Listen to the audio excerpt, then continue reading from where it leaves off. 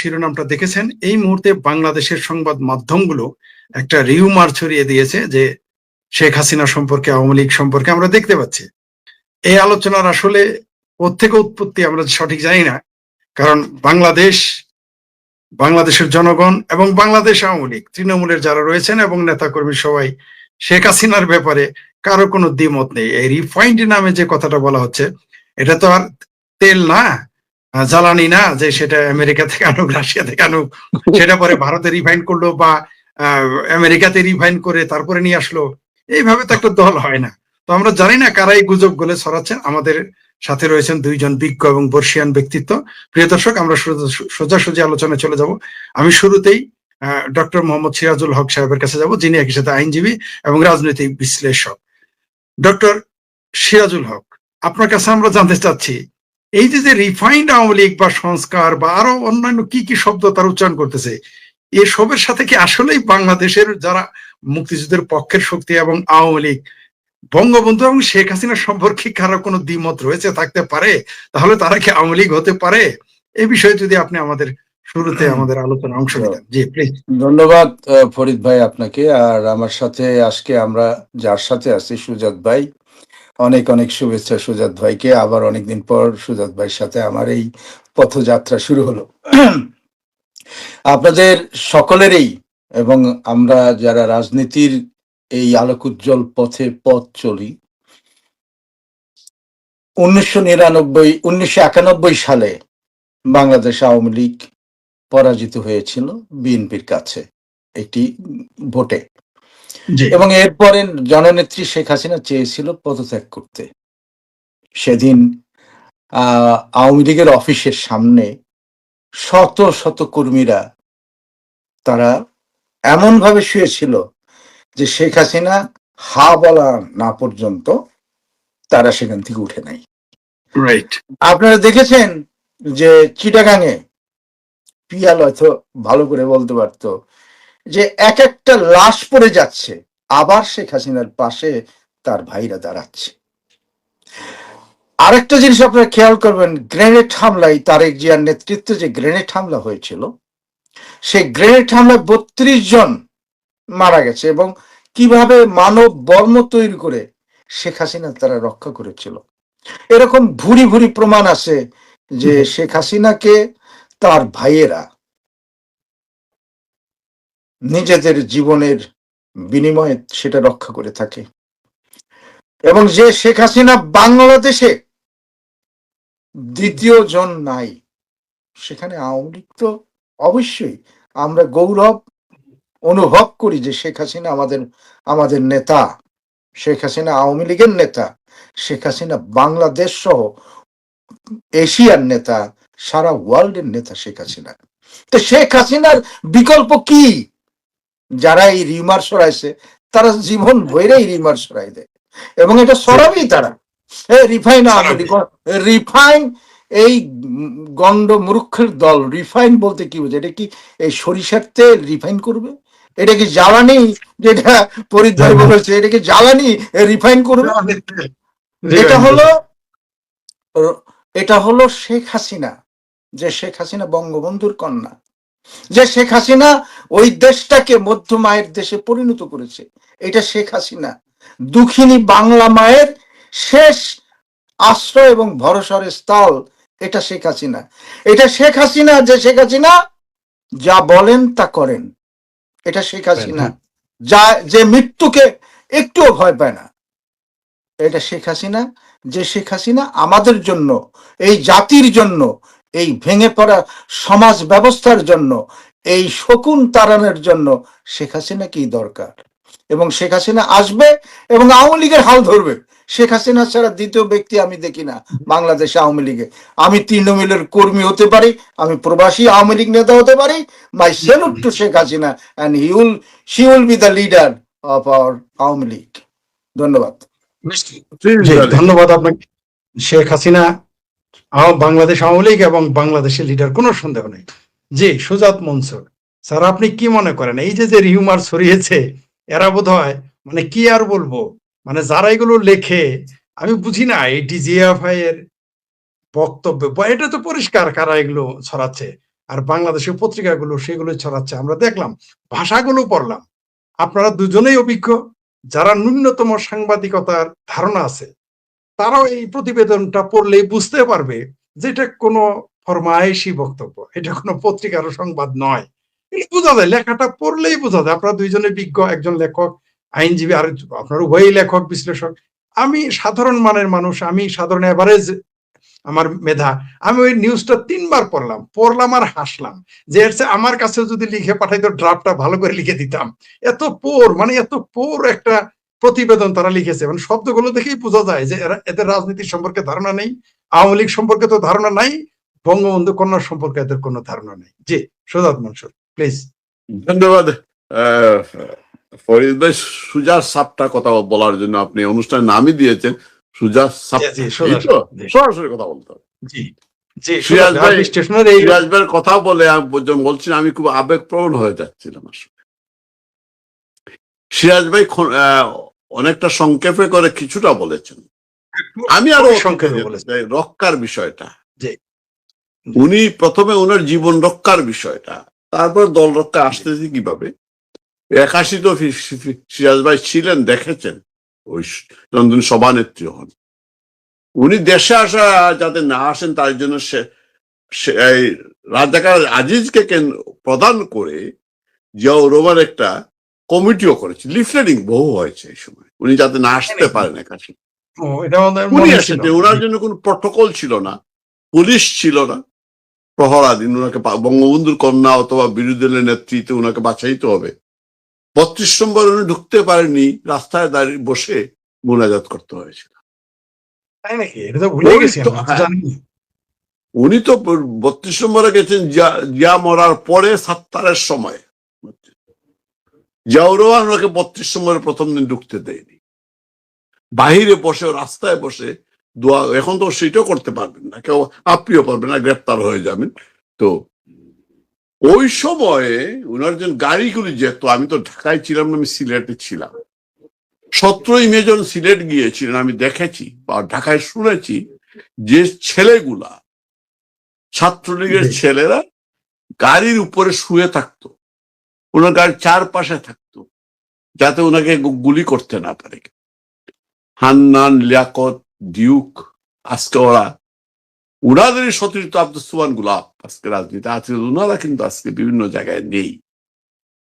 ওরা ওই সময়ে দেখিয়ে দিয়েছে কিভাবে বঙ্গবন্ধু কন্যাকে রক্ষা করতে হয়, জি, কিভাবে দেশ বঙ্গবন্ধুকে রক্ষা করা, কন্যাকে নয় দেশটাকে রক্ষা করা, জাতিকে রক্ষা করা, দলরা শেখ হাসিনাকে রক্ষা করা মানে এই দেশটিকে রক্ষা করা। আজকে দেশের মানুষ যেভাবে বলে উনি ছাড়া কেউ বাঁচাইতে পারবে দেশটা, বাঁচাও মারা দেশটা, মাগো শেখ হাসিনা। এই যে বিষয় আবেদন মানুষের, মানুষ তো জানে কে রক্ষা করতে পারে। আজকে আপনি হয়তো কষ্ট করে রিপোর্টটা পড়তে, আপনার সময় হয় ওইগুলো পড়তে, রিপোর্ট পড়তে। আমি তো পড়ি না, আমি কেন পড়বো এটা? আমার তো একটা বিশ্বাস নিয়ে তো আমি জানতে চেয়েছিলাম, আমার ঠিক আছে আমি পড়ি না, কারণ এগুলো তো আমি শুনতেছি, দেখেছি অনেক কিছু। আমার তো একটা বিশ্বাস নিয়ে বসে আছি। আমি যখন 70 সালে আমি হাফ প্যান্ট পরি, আমার প্রথম অ্যানাউন্সমেন্ট শুরু হয় বঙ্গবন্ধু দিয়ে। আমার এলাকায় বঙ্গবন্ধু এসেছিলেন, আমি বঙ্গবন্ধুর কুলে উঠে আবার এই যে মুজিবপুরটা দেখতেছেন, ক্লাস 2তে পড়ি, বাবা আমাকে মুজিবপুরটা পড়িয়ে দিয়েছিলেন, কি বানিয়ে দিয়েছিলেন। এই যে বিশ্বাসটা আমার জন্মেছে, আমার তো বিশ্বাস বাংলাদেশ সে ব্রান্ড হচ্ছে বঙ্গবন্ধু পরিবার, বাঙালি জাতির ব্রান্ড হচ্ছে বঙ্গবন্ধু পরিবার, আওয়ামী লীগের ব্রান্ড হচ্ছে বঙ্গবন্ধু। এইটা আমি বিশ্বাস করি, আর কেউ না। আপনি ডিফাইন সংস্কার, গাপ্পার ভাইকে আমি বড় মিস করি ইদানিং। উনি থাকতে আব্দুল গফফর চৌধুরী কলামটা আপনি তো পড়তেন। সংস্কার 111 সময় উনি রেটস নাম দিয়েছিলেন। রেটস কারা? এরা তো সিনিয়র নেতা ছিল। রেটস, রাজ্জাক, আবু, তুফাইল সুরঞ্জিত, ওরা সংস্কারবাদী হয় নাই। এইটা গেল তো রিসেন্টলি বললাম আমি। আপনি আসেন স্বাধীনতার আগে বঙ্গবন্ধুর বিরুদ্ধে সব নেতারা বের হয়ে যায় নাই। আতাউর রহমান খান, সালাম খান সবাই গিয়ে চেষ্টা করে নাই 60-এর দশকের শেষের দিকে ওই সময়টায় ওরা 6 দফার বিরোধিতা প্রথম দিকে করে নাই। বঙ্গবন্ধু 6 দফা তখনই অনুমোদন করে জনগণ দায়িত্ব নিয়েছেন। বঙ্গবন্ধু তাজউদ্দিন আহমদকে কেন তুলে নিয়ে এসেছিলেন আপনারা খেয়াল করে দেখবেন, আমি যেটা পড়েছি ইতিহাস থেকে বলতেছি। মমিনুল হক খোকানা আপনারা সবাই শুনেছেন, বঙ্গবন্ধুর ফুফাতো ভাই, এবং 52 থেকে উনি বঙ্গবন্ধু পরিবারের সাথে ছিলেন, বঙ্গবন্ধু ড্রাইভার কাম সেক্রেটারি ছিলেন, বডিগার্ডও ছিলেন। উনি লিখেছেন তাজউদ্দিন আহমদ এক সময়ে চাকরি করতেন এক স্টিল মিলে নারায়ণগঞ্জে। 60-এর দশকের শুরুতেই বঙ্গবন্ধু যখন ফিল করলেন আমাকে যেতে হবে এমন এক জায়গায়, আন্দোলনটা এক দফায় নিয়ে যেতে হবে, এবং সেই জন্য আমার একজন চৌয়ানলাই প্রয়োজন। মাওশতকের যেমন চৌয়ানলাই প্রয়োজন ছিল, ওনার তাজউদ্দিনকে প্রয়োজন ছিল। যা বলবেন তাজউদ্দিন তাই শুনবে। আপনি অসমাপ্ত যে পর্বে দেখবেন ওই যে 48 আন্দোলনের সময় বঙ্গবন্ধু গ্রেপ্তার হন এই ইয়েতে বিসির বাংলা থেকে, তখন উনি তাজউদ্দিনকে বলেছিলেন তোমাকে গ্রেপ্তার হওয়া চলবে না, তাদের গ্রেপ্তার হননি। ওই স্টিল মিল থেকে বঙ্গবন্ধু একদিন মমিনুল হককে বললেন চলো। কোথায়? বলে যা তোমাকে তুমি ডাইভ করো। গিয়া দেখলেন ছোটখাটো একটি লোক ওইখানে বেশি হিসাব কষ্ট বা দেখতেছেন। বঙ্গবন্ধু গিয়ে বললেন যথেষ্ট হয়েছে তাজউদ্দিন, তুমি চলে আসো। উনি বললেন আমি কাজ করতেছি তো। বলে কোনো কাজ করা লাগবে না। এই যে নিয়ে আসলেন তাজউদ্দিন কাইনা, সাংগঠনিক সম্পাদক করলেন, তারপরে সাধারণ সম্পাদক করলেন। ওই সময় ওই যে বললাম নেতারা বের হয়ে গেল, কিছুই করতে পারেনি। বঙ্গবন্ধু কি করলেন? সুনাম ময়মনসিংহ থেকে সৈয়দ নজরুল, পাবনা থেকে এম মনসুর আলী, রাজশাহী দিয়ে কামারুজ্জামান, ঢাকায় তাজউদ্দিন নিয়ে এসে 4 জনের একটা টিম। বঙ্গবন্ধু 4, খেয়াল করবেন 4 খলিফা। আবার ওই যে আপনার নিউক্লিয়ার তাই বলে না, ওই যে 4 এই যে এরপরে স্বাধীনতার পরে বাদ দেন সব ইতিহাস সংস্কারবাদীদের আমরা দেখি নাই। আমি এই জন্য বলা, আজকে যাদের নাম বলা হচ্ছে ওরা এর পিছনে থাকার না, তাদের নাম আসতেছে। এই যে আমার সম্পূর্ণ শ্রদ্ধা ভালোবাসা আছে ওই আমাদের সাবের হোসেন চৌধুরীর প্রতি আছে, কিন্তু ওনার নামটা আসতেছে। উনি সংস্কারবাদী ছিলেন, উনি সংস্কারবাদী ছিলেন 111-এর সময়। উনি থাকার না থাকুন, উনি সবাই গ্রেপ্তার হয়, উনি গ্রেপ্তার হন না। মানুষের প্রশ্নটা সে জায়গায় যেতেই পারে, গ্রেপ্তার হলে মুক্তি পেয়ে যান, যেতে পারে না। প্রশ্নটা কেন উনি উনার বিরুদ্ধে সরকার কোন অ্যাকশনে যাচ্ছে না? উনি খুব ভালো মানুষ, উনার কোন রাজনৈতিক ইতিহাস নেই, কোন রাজনৈতিক ইতিহাস নেই। উনি তারপরেও তুফাইল আহমদের মতো সাংগঠনিক সম্পাদকের পরে সাবের হোসেনকে সাংগঠনিক সম্পাদক করা হয়েছিল আওয়ামী লীগের। রাজনৈতিক ইতিহাস নেই, কিন্তু আমি অন্তত 75-এর পরে ওনার কোন রাজনৈতিক ইতিহাস আমি দেখিনি। আমি সরাসরি জড়িত ছিলাম। আজকে যারা এই যে বললাম কেন পড়লে কষ্ট করে ভাই, ডিফাইন করতে লাভ নাই। তৃণমূলের কর্মীরা কিচ্ছু বোঝে না, তারা কিছু চায় না। তারা চায় আওয়ামী লীগ, তারা চায় শেখ হাসিনা, আর কাউকে চায় না। পদও চায় না, কোন পদের জন্য লড়াই তো ওরা পায়ও না। আপনি দেখেছেন যারা দেশে আছেন ওরা সবসময় বঞ্চিত হয়। আওয়ামী লীগ ক্ষমতা গেলে তৃণমূল বঞ্চিত, কিন্তু বারবার তৃণমূল কিন্তু আওয়ামী লীগকে বাঁচিয়ে দেয়। আবার দেখবেন এই ষড়যন্ত্র, আপনি দেখবেন যে মিডিয়ার ষড়যন্ত্র পাকিস্তান আমলে আওয়ামী লীগের বিরুদ্ধে ছিল, বঙ্গবন্ধু হত্যা বঙ্গবন্ধুর সময়ও ছিল। বঙ্গবন্ধু তাই দুঃখ করে বলেছিলেন 26শে মার্চ 1975 উনার লাস্ট বক্তৃতায় বলেছিলেন, উনি ব্যাখ্যা দিয়েছিলেন সবকিছু বাকশাল কেন করেছিলেন। উনি বলেছিলেন কবি সাহিত্যিক আপনাদের বিরুদ্ধে আমি কিছু বলবো না, কারণ আপনারা বই লিখে ফেলবেন। দুঃখে কথা বলে বলেছিলেন।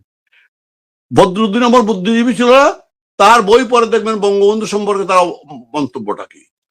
আসেন আপনি পারিবারিক ঐতিহ্য, হ্যাঁ তার ভাষায় কোনো ইয়ে নেই, বঙ্গবন্ধু ভাষার কোনো ভূমিকাই নেই তার কথা মতো। কারণ কি, তার বাবা কে ছিল?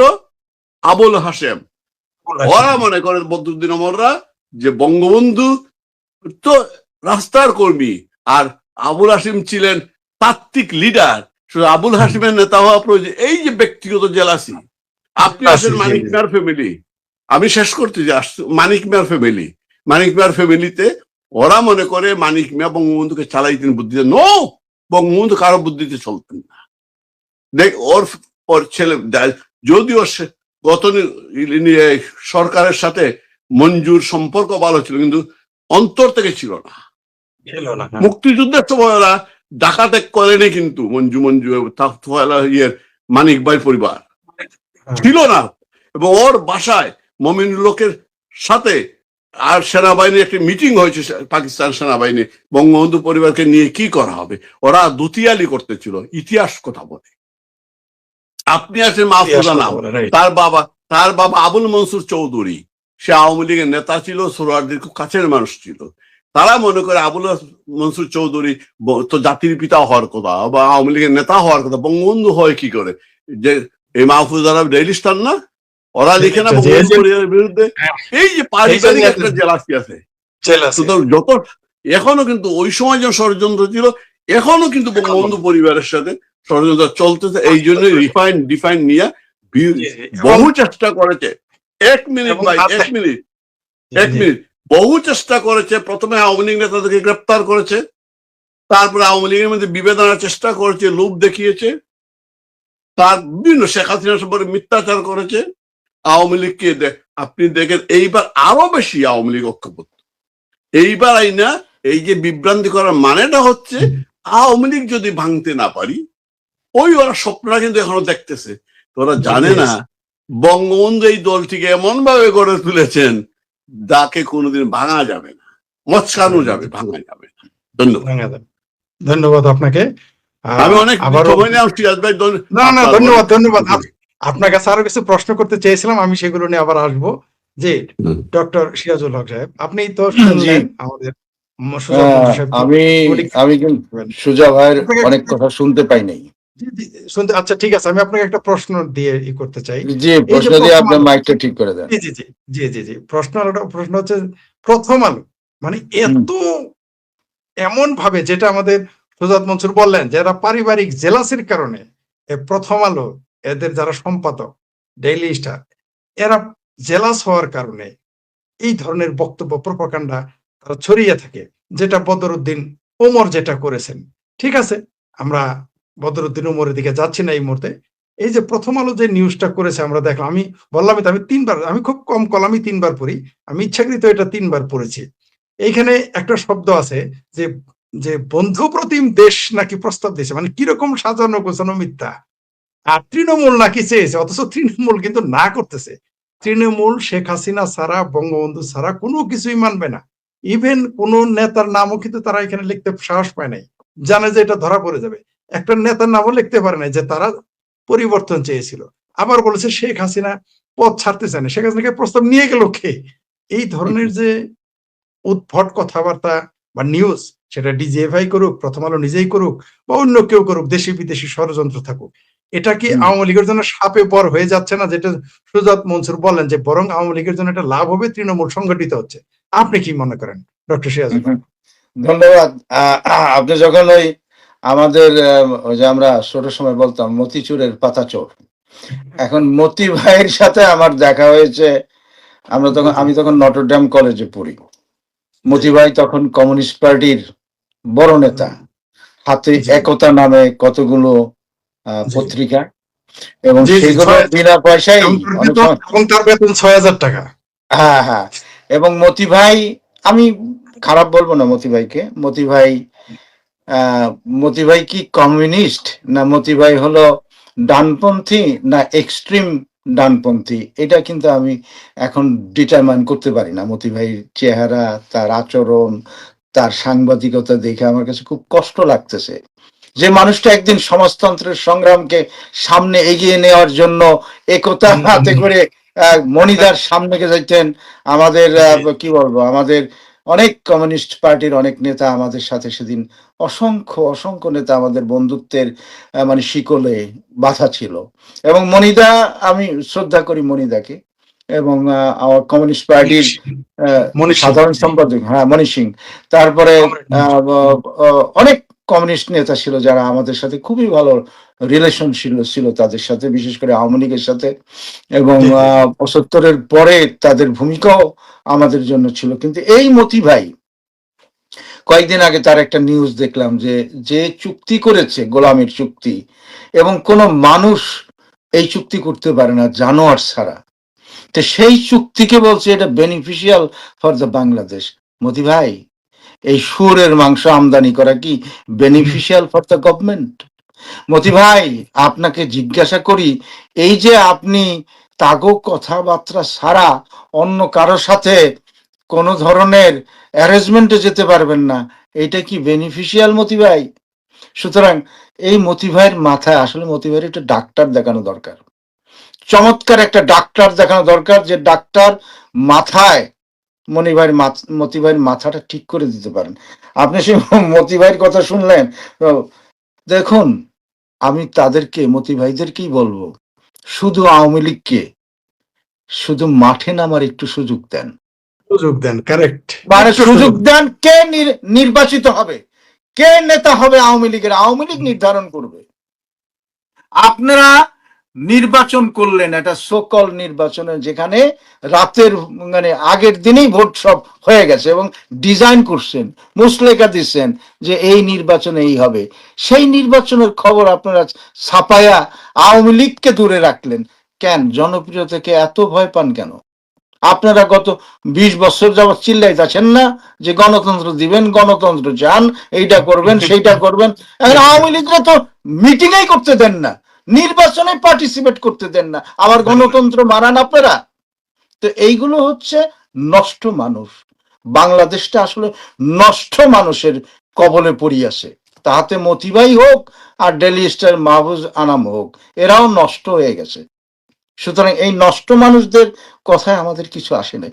ওই দেশটাকে শেখ হাসিনার রক্ষা করতে হবে। আমরা শেখ হাসিনার সাথে আছি, পাশে আছি, বিপ্লবে আছি। শেখ হাসিনার এই গণতান্ত্রিক আন্দোলন, শেখ হাসিনা যেটা শুরু করেছিল সেই বহু বছর পুরানো, সেই আন্দোলনটা এখনো চলছে, যে গণতান্ত্রিক ভোটের অধিকার, ভাতের অধিকার, এবং 54% লোককে বাইরে রেখে কিসের গণতন্ত্র সেখানে? 54% লোককে ভোটাধিকার থেকে বঞ্চিত করে আজকে তাহারা পার্লামেন্টে কথা বলে। এই নালায়েক গুলো পার্লামেন্ট গিয়ে আসলে পার্লামেন্টটা কলঙ্কিত করিয়াছে। সুতরাং তাহারা বলিয়াছেন আওয়ামী লীগকে, আওয়ামী লীগের আওয়ামী লীগের আওয়ামী লীগের সংস্কারের জন্য তারা কথা বলতেছে। এবং কিসের সংস্কার? কিসের সংস্কার? সংস্কারগুলি কি? We have to think about it. এবং বাংলাদেশের জনগণ এটা ভালো করেই বুঝে। এবং আওয়ামী লীগকে যে, আওয়ামী লীগের কর্মীদের যে দ্বিধা বিভক্ত করার জন্য তারা যে এই প্রচেষ্টা করিতেছে,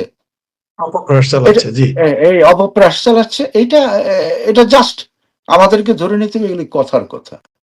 এর ভিতরে সাবস্টেন্স নাই এবং এর ভিতরে কোনো ধরনের সত্যতা নাই। শেখ হাসিনা, আপনি একটা জিনিস খেয়াল করেন যে আমরা প্রবাসে রাজনীতি করি প্রায় 40 বছর। সুজাত ভাইয়েরা বাংলাদেশ, অস্ট্রেলিয়া, বিভিন্ন জায়গায় সুজাত ভাইয়েরা ছিল, বা আমাদের গতকালকে একটা অনলাইনে আমাদের একটা মিটিং হয়েছে, আমেরিকার প্রেসিডেন্ট, আওয়ামী লীগের প্রেসিডেন্ট, তারপরে ইংল্যান্ডের সৈয়দ ফারুক সহ ইউরোপের অনেক দেশের লোকজন ছিল। সেখানে আমরা বলেছি যে নেত্রী, এবং আপনি দেখবেন যে আমাদের গ্রাম থেকে শুরু করে শহর, বিদেশ, শেখ হাসিনা কার সাথে কথা না বলে? প্রত্যেকটা মানুষের সাথে সে কথা বলে, নেতাদের সাথে কথা বলে, কর্মীদের সাথে কথা বলে। এই যে একটা ভীষণ ধরনের যে চেইন শেখ হাসিনার সাথে, এটা কোনো নেতার সাথে নাই বাংলাদেশে। এবং সেখানে শেখ হাসিনা ব্যতি রেখে, শেখ হাসিনাকে বাইরে রেখে আমরা নানান ধরনের ফন্দি ফিকির করবো। মানুষের তো একটা সাংবাদিকতার তো একটা লাইন থাকে, একটা জি একটা ইথিক্স থাকে, যে আমি যে কথাটা কইলাম, যেমন আপনাদের খেয়াল আছে কিনা, মেজর জেনারেল শওকত সে মিরপুরের একটা ড্রামের উপরে ছাড়ায় স্বাধীনতা ঘোষণা করছে। আরে বাবা, জিয়াউর রহমান তো তার যে এখন সিপাহ সালার, আমাদের যে এখন স্বরাষ্ট্রমন্ত্রী, আমার ক্লাসমেট, এই যে স্বরাষ্ট্রমন্ত্রী সালাউদ্দিন, সেদিন সে স্বীকার করছে যে না, বঙ্গবন্ধুর নির্দেশেই সে জিয়াউর রহমান স্বাধীনতা ঘোষণা করছে। আরে বাবা, স্বাধীনতার অ্যানাউন্সার যদি স্বাধীনতার ঘোষণা হোক না ভাই, তারপরে তোরা কইয়া শান্তি পা। শান্তি পা। আমরা ওই ব্যাপারে কোনো কথা বলবো না। আমরা শুধু বলবো যে মানুষের ভোটের অধিকার, ভাতের অধিকার এবং বেঁচে থাকার অধিকার, এগুলি খর্ব করে নেন না। আপনারা কতজন আওয়ামী লীগকে জেলখানায় মারছেন, কতজনকে মব সৃষ্টি করে ইয়ং ছাত্রলীগ, যুবলীগ, এই সমস্ত মানুষগুলোর আপনারা মারলেন। এখনো মারতেছেন, এখন মারতেছেন। এবং কতগুলি ছাত্রলীগের মেয়েদের আপনারা রেপ করেছেন, নেতাদের মেয়েদেরকে আপনারা রেপ করেছেন। আপনার কি মানুষ না পশু না জানোয়ার? এইটাই আমার ভাবতে হয় যে এরা কি মানুষ না জানোয়ার? এই জানোয়ারের কবল থেকে বাংলাদেশটাকে উদ্ধার করতে হবে। কারণ আপনারা জানেন যে এই যে 5ই আগস্ট 2024 থেকে এই পর্যন্ত লক্ষ লক্ষ মানুষ যে সাফার করতেছে, এই সাফারিংস থেকে আমি চিন্তা করি যে দেশটা কিভাবে বেরিয়ে আসবে। কারণ এদের দ্বারা কোনো কাজ হবে না, এবং এরা কোনো কাজ করবে না, এবং এদের কাজ করার কোনো অ্যাবিলিটি নাই, এবং তাদের যোগ্যতাও নাই, এদের ইচ্ছাও নাই। শেখ হাসিনা দেশটা গড়ে দিছিল, ওটারে লুটপাট করে খাও আর ওটারে ধ্বংস করো, এছাড়া এদের কোনো বিয়া কারণ নাই, এদের কোনো কাজও নাই।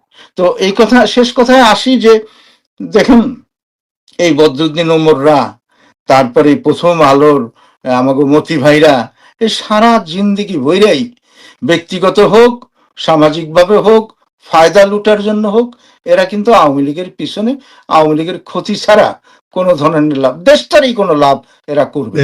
এরা শুধু মার্কিন ডলার নেবে আর মানে ওই সাংবাদিকতার উচ্চারণ করে সারা বাংলাদেশের মানুষকে বলা হবে আম তো বহুত বড় সাংবাদিক হো সাকতি হ্যায়। জি, ধন্যবাদ। জি, আবার আসবো আপনার কাছে। জি, ধন্যবাদ। আবার আসবো আপনার কাছে।